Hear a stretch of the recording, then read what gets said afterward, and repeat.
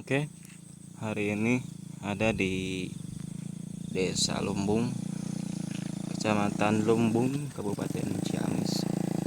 Masih dengan suasana persawahan, perbukitan, dan perkebunan.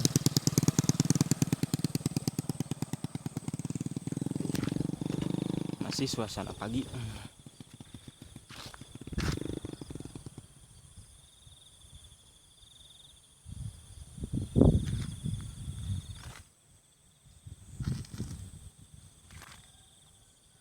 Jalan pedesaan, pegunungan, dan perbukitan yang terletak di Kabupaten Ciamis, Provinsi Jawa Barat.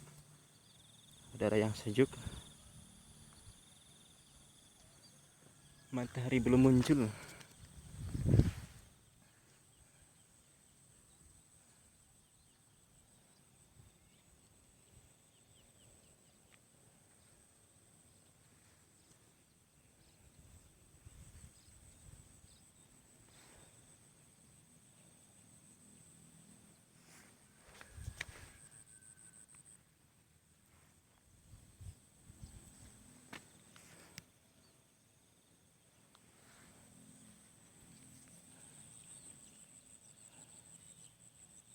Cukup sekian untuk video pagi hari ini. Semoga bisa menjegarkan mata melihat pemandangan yang hijau membentang luas di Kabupaten Ciamis. Terima kasih. Sampai jumpa kembali di channel Kang Nasron. Hatur nuhun.